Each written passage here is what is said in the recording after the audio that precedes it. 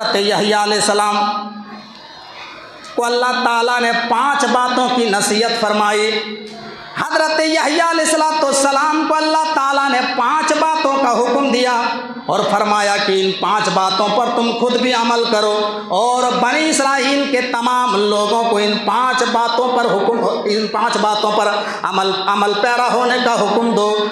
हज़रत यहया अलैहिस्सलाम बैतुल मुक़द्दस में चले गए, जो इस वक्त मस्जिद अक्सा है। फ़लस्तीन के जो बैतुल मुक़द्दस है, जो मस्जिद अक्सा है, हज़रत यहया अलैहिस्सलाम मस्जिद अक्सा के मिंबर पर जाकर के खड़े हो गए। सारे लोग खुतबा सुनने के लिए पूरी मस्जिद भर गई, मस्जिद अक्सा भर गई। और जिनको जगह नहीं मिली वो बाहर जाकर के किसी ऊंचे जगह पर टीले पर जाकर के खड़े हो गए।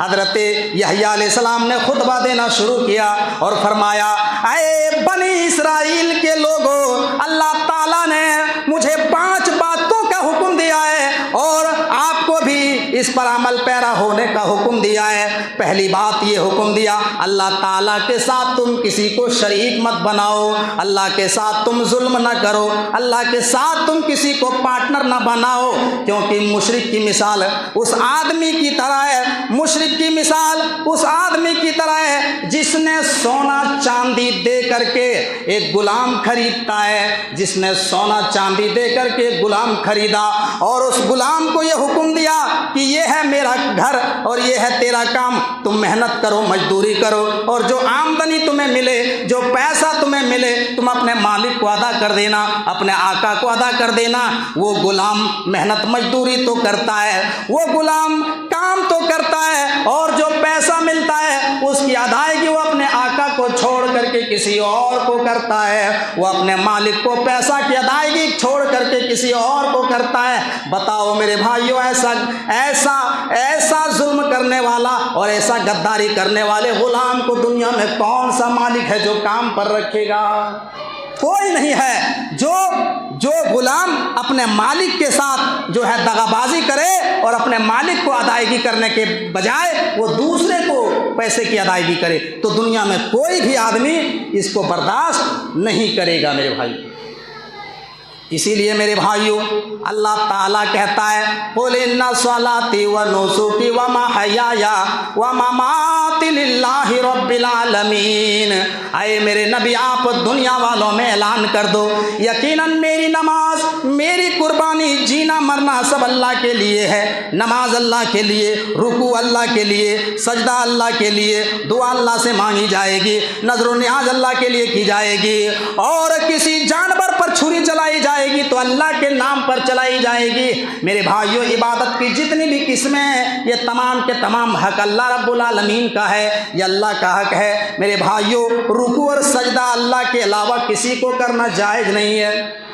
इमाम कायनात जनाब मोहम्मद रसूलुल्लाह सल्लल्लाहु अलैहि वसल्लम ने फरमाया, सही तरगीब व तरहीब की रिवायत है, अल्लाह के हबीब फरमाते हैं कि अगर किसी आदमी के लिए सजदा करना जायज़ होता, अगर किसी आदमी के आगे सजदा करना और झुकना अगर जायज़ होता, तो अल्लाह के नबी फरमाते हैं कि मैं औरत को हुक्म दे देता कि वो अपने आदमी को सजदा करे।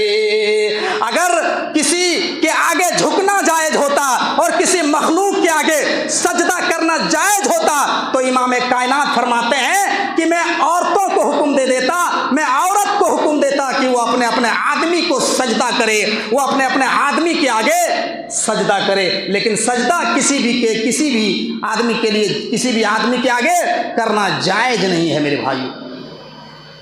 अगर अल्लाह के नबी इजाज़त दे देते तो औरतों को हुक्म देता कि अपने अपने शौहर को सजदा करो, क्योंकि औरत का बहुत बड़ा हक उसके आदमी के ऊपर है।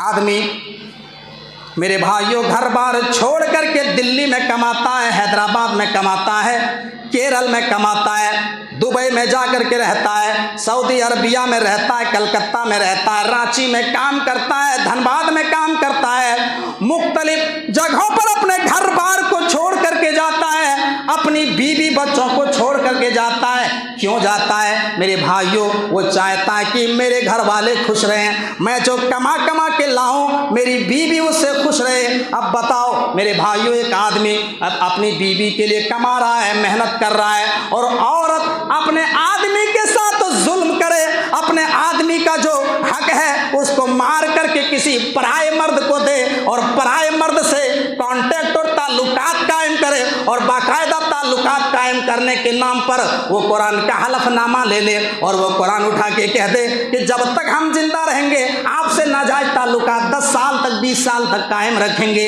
जब तक हम जिंदा रहेंगे आपसे नाजायज ताल्लुकात कायम रखेंगे और उनसे वो पैसा ले, उनसे कपड़े ले और उनसे जिस्मानी ताल्लुकात कायम करे, अपनी जिस्म की प्यास को बुझाए। बताओ मेरे भाइयों, दुनिया में ऐसा कौन सा इंसान होगा जो इसको बर्दाश्त करेगा?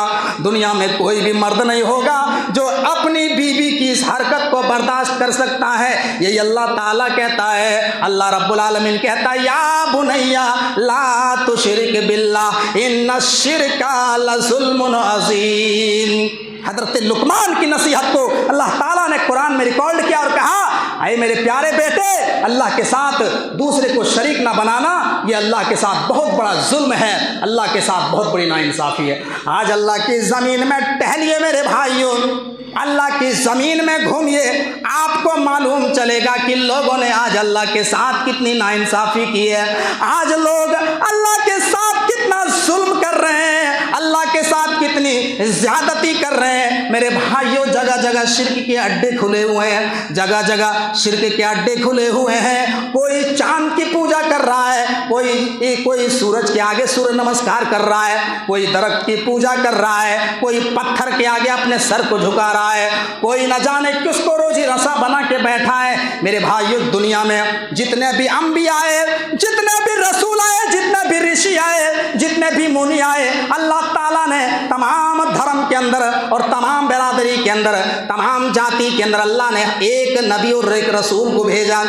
कुरान कहता है, वलकद बअसना फी कुल्लि उम्मतिर रसूलन अन इब्दुल्लाह वज्तनिबुत तागूत। हमने हर कौम के अंदर, हर समूह के अंदर, हर बिरादरी के अंदर एक रसूल भेजा और उन रसूलों की दावत क्या थी? अन इब्दुल्लाह, तुम सब एक अल्लाह के सामने अपने शीश को झुकाओ, तुम सब एक अल्लाह के सामने अपने माथे को झुकाओ। वज्तनिबुत तागूत, और तागूत की इबादत से बचो। तागूत किसे कहा जाता है? अल्लाह को छोड़कर जिसकी भी इबादत और परस्तिश होती है, दैट इज कॉल्ड, उसको तागूत कहा जाता है। चाहे वो कोई भी हो अल्लाह के अलावा, चाहे वो पेड़ हो, चाहे चांद हो, चाहे सूरज हो। मेरे भाइयों, जो लोग सूरज और चांद की पूजा करते हैं उनको सोचना चाहिए कि अल्लाह की मुसीबत जब किसी के ऊपर आती है तो ना खुद दूर कर पाते हैं। सूरज के ऊपर जब ग्रहण लगता है, चांद पर ग्रहण लगता है, न सूरज अपने ऊपर आने वाली मुसीबत को दूर कर सकता है, न चांद अपने ऊपर आने वाली मुसीबत को दूर कर सकती है। न सूरज, पता चला सूरज के ऊपर भी मुसीबत आती है और चांद के ऊपर भी मुसीबत आती है, और सूरज और चांद अपने ऊपर आने वाली मुसीबत को खुद दूर नहीं कर सकते हैं। बहुत सारे लोग हैं जो धरती को छू करके अपने पेशानी पर हाथ लगाते हैं और धरती माँ की पूजा करते हैं, लेकिन जब भूकंप आती है और जब जलजला आता है तो जमीन फट जाती है और बहुत सारे लोग, हजारों लोग जमीन में धंस के मर जाते हैं। वो माँ हो ही नहीं सकती।